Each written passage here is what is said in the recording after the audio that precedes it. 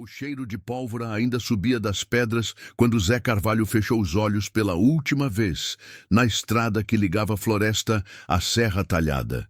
Seu sangue se misturava com a lama vermelha do caminho, tingindo de carmesim as pegadas dos cavalos que galopavam em disparada, levando seus algozes de volta às terras dos Pereiras. Era março de 1923, e aquela morte selaria o destino de duas famílias por gerações inteiras, transformando o sertão nordestino em um campo de batalha, onde a honra se media em balas e a justiça se fazia com ferro quente. Ninguém podia imaginar que uma cerca mal colocada desencadearia tamanha carnificina. Mas no sertão, onde a palavra de um homem vale mais que papel timbrado e onde a terra é sagrada como o sangue da família, pequenas ofensas crescem como mandacaru na seca. Devagar, mas sempre para cima, sempre espinhoso, sempre perigoso. Tudo começou 2 anos antes, quando o coronel Antônio Pereira, patriarca de uma das famílias mais prósperas da região, decidiu expandir suas pastagens além do riacho que tradicionalmente separava suas terras das propriedades dos Carvalhos. O velho Pereira, homem de bigode grisalho e olhar duro como pedra do sertão, havia construído seu império em meio século de trabalho árduo, comprando terras dos pequenos proprietários que sucumbiam às secas e consolidando um latifúndio que se estendia por léguas e léguas entre os dois estados. Do outro lado da cerca recém-erguida, Joaquim Carvalho observava com crescente irritação a audácia de seu vizinho. Os Carvalhos eram família antiga na região, chegados ainda nos tempos do Império, quando a coroa portuguesa distribuía sesmarias para quem tivesse coragem de desbravar o sertão hostil. Joaquim herdara do pai não apenas as terras, mas também um código rígido de honra que não permitia que homem algum pisasse em sua propriedade sem permissão, muito menos que roubasse o que era seu por direito. A primeira discussão aconteceu numa tarde abafada de janeiro, quando os vaqueiros de Joaquim encontraram o gado dos Pereiras pastando em terras que sempre foram dos Carvalhos. As palavras foram duras, os ânimos se exaltaram e apenas a intervenção do padre da cidade evitou que sangue fosse derramado naquele mesmo dia. Mas a semente da discórdia já estava plantada em solo fértil para o ódio. Semanas depois, quando Joaquim Carvalho descobriu que 15 cabeças de seu gado haviam desaparecido misteriosamente, não restaram dúvidas sobre quem estava por trás do sumiço. Os rastros levavam diretamente às terras dos Pereiras, e embora ninguém pudesse provar nada, todo mundo na redondeza sabia que Antônio Pereira não era homem de deixar uma afronta passar despercebida. Se os Carvalhos questionavam seus limites de terra, ele responderia na única linguagem que o sertão entendia: a força. A resposta de Joaquim não demorou. Uma madrugada, 25 cabeças de gado dos Pereiras amanheceram mortas no pasto, degoladas com requintes de crueldade que deixaram claro que aquilo não era obra de predadores naturais. O recado estava dado. Os Carvalhos não se intimidariam. Foi então que Antônio Pereira tomou a decisão que mudaria para sempre a história das duas famílias. Numa reunião secreta em sua casa grande, cercado por seus filhos homens e alguns dos pistoleiros mais temidos da região, o patriarca bateu o punho na mesa de Jacarandá e declarou guerra aberta aos Carvalhos. "Essa gente precisa aprender respeito", rosnou, enquanto afiava a faca que sempre carregava na cinta. E no sertão, respeito se ensina com chumbo. Os filhos de Antônio Pereira eram homens moldados pela dureza da vida sertaneja. João, o mais velho, havia aprendido a atirar antes mesmo de saber ler e escrever. Paulo e Roberto eram conhecidos por sua perícia com a Winchester, e mesmo o caçula Miguel, que mal completara 15 anos, já manejava o revólver com precisão de veterano. Todos eles ouviram as palavras do pai com a gravidade que o momento exigia, sabendo que a partir daquele instante, sair de casa significaria estar preparado para matar ou morrer. Do outro lado da disputa, Joaquim Carvalho também não estava sozinho. Seus 3 filhos, Manuel, José e Pedro, eram homens respeitados na região, conhecidos tanto por sua habilidade no trato com o gado, quanto por sua pontaria certeira. Além disso, Joaquim havia construído uma rede de alianças com pequenos proprietários da redondeza. Homens que viam nos Pereiras uma ameaça à sua própria sobrevivência e que estavam dispostos a pegar em armas para defender suas terras. A primeira emboscada aconteceu numa manhã de março, quando José Carvalho, o filho do meio de Joaquim, seguia pela estrada empoeirada que ligava a propriedade da família ao mercado de Floresta. Ele ia desarmado, levando apenas uma trouxa com dinheiro para comprar remédios para a mãe, que estava doente de febre. Não esperava encontrar problemas no caminho, pois a estrada era de uso comum e sempre foi considerada território neutro. Mas João e Paulo Pereira tinham outros planos. Escondidos atrás das pedras que margeavam a estrada, os 2 irmãos aguardaram pacientemente até que José Carvalho estivesse no alcance perfeito de seus rifles. O primeiro tiro acertou o peito do jovem, derrubando-o do cavalo. O segundo e o terceiro foram desnecessários, mas João Pereira fez questão de descarregar sua arma completamente no corpo do inimigo. Era preciso que a mensagem ficasse clara. Os Pereiras não brincavam em serviço. Quando Joaquim Carvalho recebeu a notícia da morte do filho, algo se quebrou dentro do homem que todos conheciam como exemplo de serenidade e bom senso. O patriarca dos Carvalhos trancou-se em seu quarto por 3 dias, saindo apenas para o velório e o enterro de José. Durante todo o funeral, não derramou uma lágrima sequer, mas todos os presentes puderam ver o fogo que ardia em seus olhos quando ele jurou, diante do caixão do filho, que a morte do rapaz não ficaria impune.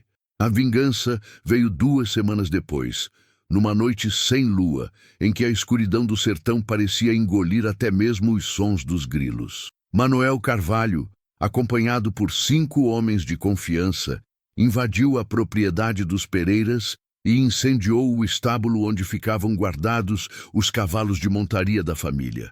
No incêndio, morreram 12 animais, incluindo Ventania, o cavalo preferido de Antônio Pereira, um alazão que o acompanhava havia mais de uma década.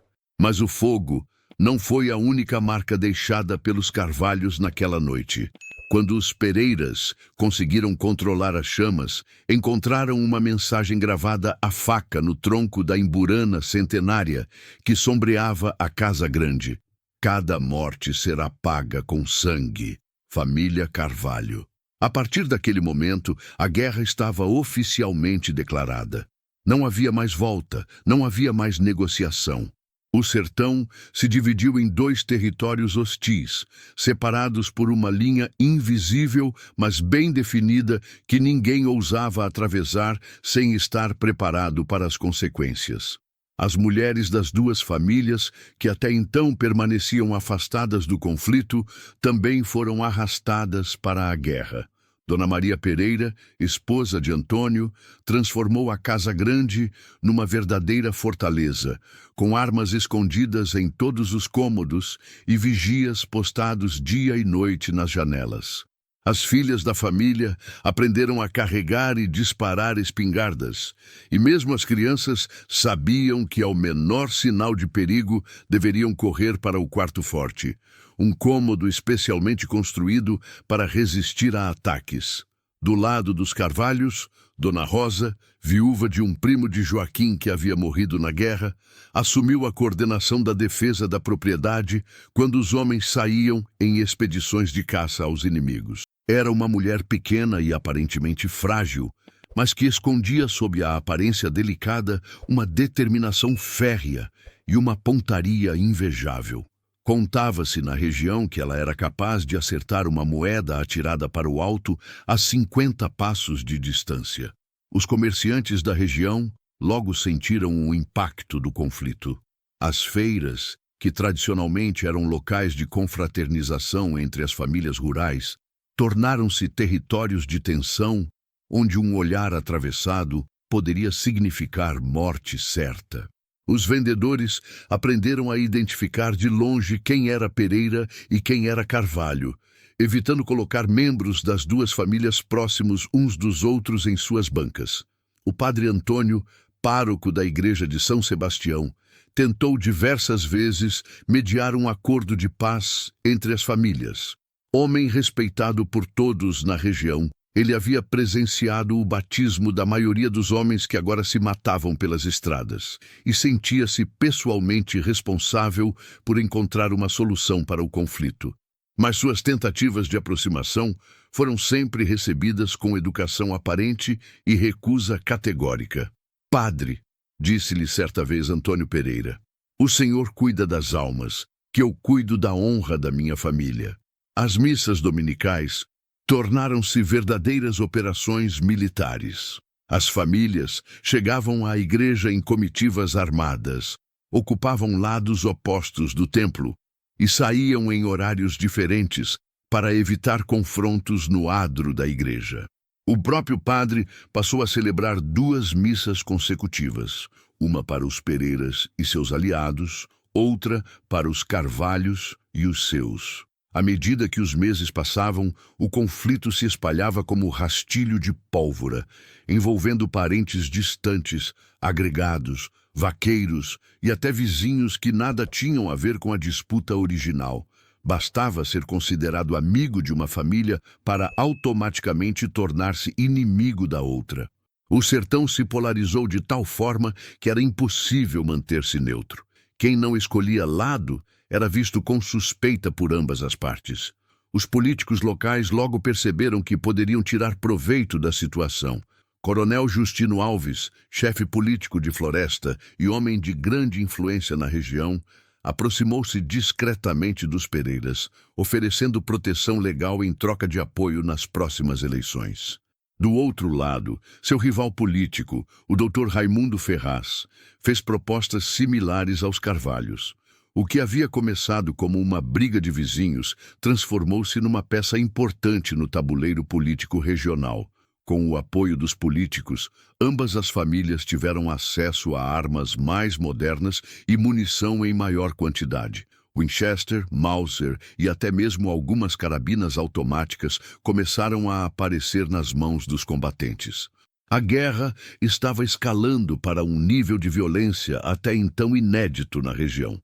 O primeiro grande confronto armado aconteceu em junho de 1924, quando uma patrulha de 8 homens, liderada por Miguel Pereira, o filho caçula de Antônio, encontrou-se face a face com um grupo de Carvalhos numa clareira próxima ao açude da Pedra Branca.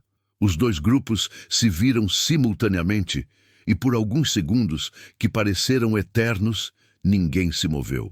Então alguém, nunca se soube quem, puxou o gatilho e o sertão explodiu em tiros. Quando a fumaça se dissipou, 5 homens jaziam mortos na Terra Vermelha. 3 eram Carvalhos, incluindo Pedro, o filho mais novo de Joaquim. 2 eram Pereiras, entre eles Miguel, que morreu aos 17 anos com um tiro no peito, ainda segurando o revólver que ganhara do pai no aniversário anterior. A morte do filho caçula deixou Antônio Pereira transtornado de dor e ódio. O patriarca, que até então ainda mantinha certa racionalidade em seus atos de vingança, perdeu completamente o controle. Numa noite de lua cheia, ele próprio liderou um ataque à casa de um primo dos Carvalhos, que morava numa pequena propriedade isolada. A família inteira foi massacrada. O homem, a mulher e 3 filhos pequenos que nada tinham a ver com a guerra. Esse massacre chocou até mesmo os padrões violentos do sertão. Matar crianças era considerado covardia imperdoável, algo que ultrapassava todos os códigos de honra da região. Muitos dos próprios aliados dos Pereiras começaram a questionar se não haviam ido longe demais, e alguns chegaram a abandonar o conflito, buscando refúgio em cidades distantes até que os ânimos se acalmassem. Joaquim Carvalho soube do massacre da família de seu primo numa manhã de setembro, quando seu vaqueiro mais antigo chegou à fazenda com o rosto lívido e as mãos tremendo. O homem mal conseguia falar, tamanha era a comoção. "Patrão!" balbuciou, tirando o chapéu de couro com reverência. "Mataram até as crianças, até os meninos pequenos." Naquele momento, Joaquim compreendeu que a guerra havia atravessado uma linha da qual não haveria retorno. Não se tratava mais de vingança ou honra, era extermínio puro e simples. A notícia do massacre espalhou-se pelo sertão como vento de tempestade, chegando até mesmo às cidades mais distantes. Nas conversas de botequim, nas feiras, nos alpendres das casas, só se falava dos horrores cometidos pelos Pereiras. Muitas famílias que até então permaneciam neutras no conflito decidiram apoiar os Carvalhos, chocadas com a brutalidade demonstrada por Antônio Pereira e seus filhos. O patriarca dos Pereiras havia conseguido algo que parecia impossível: unir boa parte do sertão contra ele. Mas Antônio Pereira não demonstrava arrependimento. Pelo contrário, parecia orgulhoso do que fizera. "Quem planta vento colhe tempestade", declarou numa reunião com seus capangas enquanto limpava cuidadosamente o rifle que usara no massacre. "Os Carvalhos mataram meu filho caçula e agora sabem o preço que se paga por isso." Seus próprios filhos sobreviventes, João, Paulo e Roberto, olhavam para o pai com uma mistura de admiração e medo, percebendo que o homem que os criara havia se transformado em algo muito mais perigoso e impiedoso. O padre Antônio, que vinha tentando mediar o conflito há meses, decidiu tomar uma atitude drástica. Numa manhã de domingo, subiu ao púlpito da igreja de São Sebastião e, diante de uma congregação tensa e armada, pronunciou o sermão mais corajoso de sua vida. "Irmãos", sua voz ecoou pelas paredes de pedra da igreja centenária, "o sangue inocente derramado nesta terra clama aos céus por justiça. Não há honra em matar crianças. Não há glória em destruir famílias inteiras. Vocês se esqueceram de que são cristãos, se esqueceram de que um dia terão de prestar contas ao Altíssimo pelo sangue que têm nas mãos." O silêncio que se seguiu ao sermão era pesado como chumbo. No lado esquerdo da igreja, onde se sentavam os Pereiras e seus aliados, alguns homens baixaram a cabeça, tocados pela pregação. No lado direito, ocupado pelos Carvalhos, muitos assentiram com a cabeça, sentindo-se validados em sua indignação. Mas quando a missa terminou e as duas facções saíram da igreja, todos sabiam que as palavras do padre, por mais justas que fossem, não teriam poder para deter a máquina de guerra que já estava em movimento. A resposta dos Carvalhos ao massacre veio 3 semanas depois e foi calculada para causar o máximo impacto psicológico possível. Numa operação cuidadosamente planejada, Manuel Carvalho liderou um grupo de 15 homens num ataque à serraria dos Pereiras, uma das principais fontes de renda da família. Mas em vez de simplesmente incendiar o local, os atacantes fizeram questão de sequestrar Roberto Pereira, que supervisionava os trabalhos da serraria naquele dia. Por 2 semanas, Roberto permaneceu prisioneiro numa gruta escondida na Serra do Ororubá, sendo alimentado apenas com água e farinha seca. Manuel Carvalho fazia questão de visitá-lo diariamente, não para torturá-lo fisicamente, mas para quebrar seu espírito com um discurso implacável sobre os crimes de sua família. "Seu pai matou crianças inocentes", repetia incansavelmente. "Agora vocês vão aprender o que é sofrer." Quando Roberto finalmente foi libertado, estava irreconhecível. O homem forte e altivo que entrara na gruta havia se transformado numa sombra, com os olhos fundos e as mãos tremendo constantemente. Ele nunca falou publicamente sobre o que havia acontecido durante seu cativeiro, mas todos perceberam que alguma coisa fundamental havia se quebrado dentro dele. A partir daquele momento, Roberto Pereira raramente saía de casa, e quando o fazia, era sempre acompanhado por pelo menos 2 homens armados. Antônio Pereira recebeu o filho de volta com uma mistura de alívio e fúria que o consumia por dentro. Ver Roberto naquele estado foi talvez mais doloroso para o patriarca do que teria sido receber seu corpo. Os Carvalhos haviam conseguido algo pior do que a morte. Haviam destruído a alma de um de seus filhos. A partir daquele momento, Antônio passou a planejar uma vingança que superaria em crueldade tudo o que já havia feito. Enquanto isso, as autoridades estaduais começavam a se preocupar seriamente com a situação. O governador de Pernambuco recebia relatórios constantes sobre a guerra entre as famílias, e a pressão da imprensa das capitais começava a crescer. Jornais do Recife e de João Pessoa noticiavam regularmente os confrontos, descrevendo o sertão como uma terra sem lei, onde famílias inteiras se matavam por questões triviais. A imagem da região, já prejudicada pelos problemas da seca e da pobreza, deteriorava-se ainda mais. Foi então que apareceu em cena o capitão Virgílio Ramos, oficial da Força Pública de Pernambuco, enviado especialmente para pacificar a região. Ramos era homem experiente em lidar com conflitos rurais, tendo participado de várias operações contra cangaceiros e coronéis rebeldes. Chegou à floresta em outubro de 1924, acompanhado por um destacamento de 20 praças bem armados e com ordens expressas do governador para restabelecer a ordem por qualquer meio necessário. A primeira medida do capitão Ramos foi convocar uma reunião com os patriarcas das duas famílias. O encontro aconteceu na delegacia de Floresta, numa tarde quente de outubro, com a presença também do prefeito, do juiz local e do padre Antônio. Antônio Pereira chegou acompanhado por seus 2 filhos, João e Paulo, ambos ostensivamente armados. Joaquim Carvalho compareceu com seu filho Manuel e 2 primos. "Senhores", começou o capitão Ramos, sua voz firme ecoando na sala pequena e abafada da delegacia. "Vim aqui por ordens expressas do governador para acabar com essa guerra que está manchando de sangue o sertão.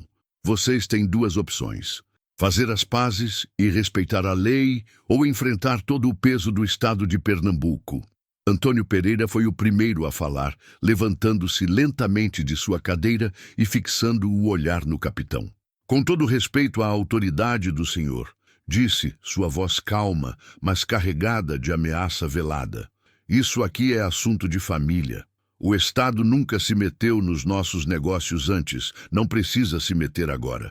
Joaquim Carvalho concordou com um aceno de cabeça. "O capitão fala em lei", retrucou. "Mas onde estava a lei quando eles massacraram meu primo e as crianças dele? Onde estava a justiça quando mataram meu filho José numa emboscada covarde?" Sua voz tremia de emoção contida. "A única lei que funciona por aqui é a lei do mais forte." O capitão Ramos percebeu que estava diante de homens que não se intimidariam facilmente com ameaças convencionais. Decidiu mudar de estratégia. "Muito bem", disse, ajustando o cap e pousando a mão no cabo da pistola. "Já que os senhores preferem fazer justiça com as próprias mãos, vou deixar claro como as coisas vão funcionar a partir de agora. Qualquer novo ato de violência será punido com prisão imediata e julgamento militar. E não pensem que sua influência política vai salvá-los. Tenho carta branca do governador." Mas as ameaças do capitão não surtiram o efeito desejado. Na verdade, a presença das autoridades estaduais na região apenas acrescentou uma nova dimensão ao conflito, pois ambas as famílias passaram a competir também para conquistar o apoio oficial. Os Pereiras, através de seus aliados políticos em Recife, tentavam convencer o governo de que os Carvalhos eram os verdadeiros perturbadores da ordem. Os Carvalhos, por sua vez, apresentavam-se como vítimas de uma família de assassinos que precisava ser punida com rigor. O capitão Ramos instalou um posto da Força Pública na cidade, mas logo descobriu que seus homens eram insuficientes para patrulhar adequadamente uma região tão vasta e hostil. Além disso, muitos dos soldados eram da própria região e tinham simpatias por uma ou outra família, o que comprometia a neutralidade das operações. Em várias ocasiões, informações sobre movimentações das forças policiais vazaram antecipadamente, permitindo que os combatentes escapassem antes da chegada das patrulhas. Em novembro de 1924, aconteceu o incidente que ficaria conhecido como a Emboscada do Riacho Seco.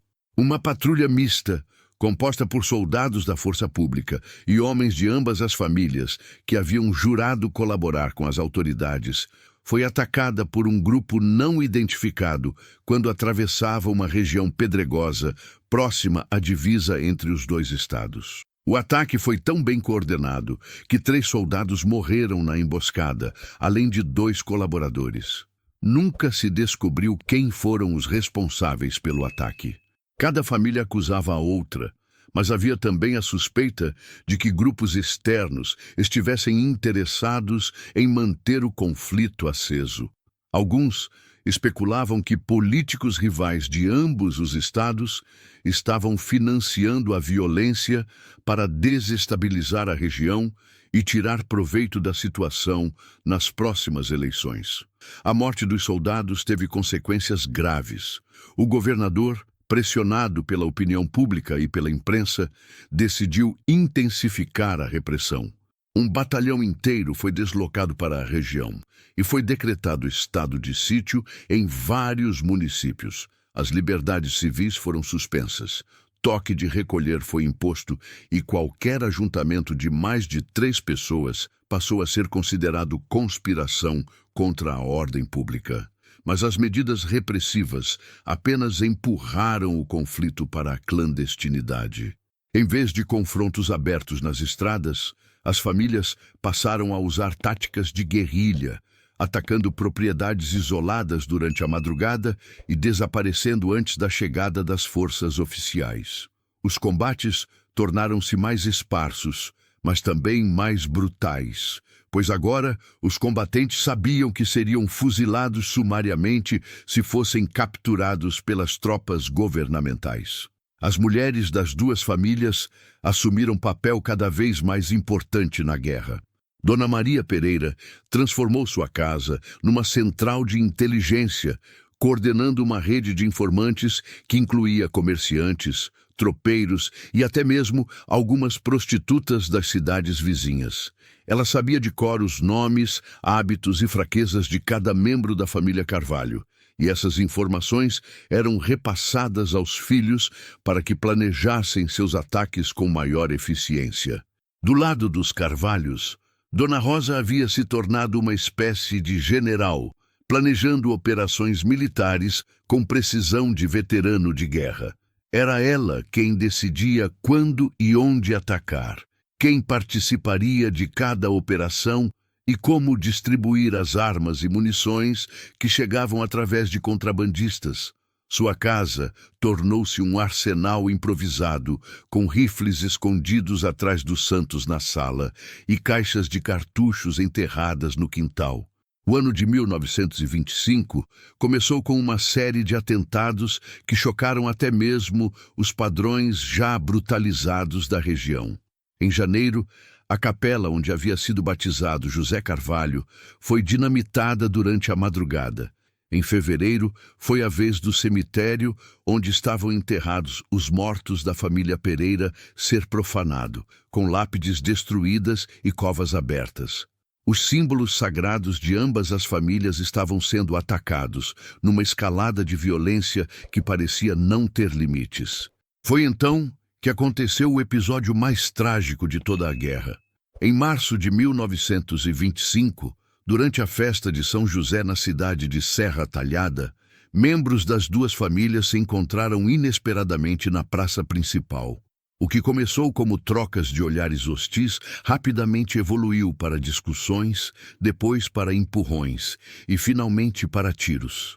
Quando a confusão terminou, 7 pessoas haviam morrido, incluindo 2 crianças que brincavam na praça, e outras 15 ficaram feridas.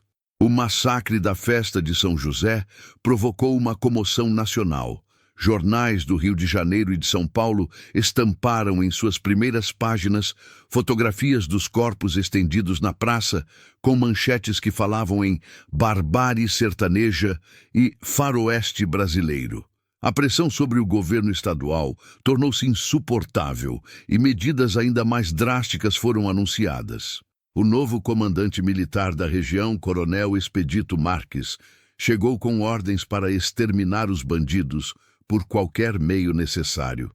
Marques era conhecido por seus métodos brutais no combate ao banditismo e não tinha escrúpulos quanto ao uso de violência extrema.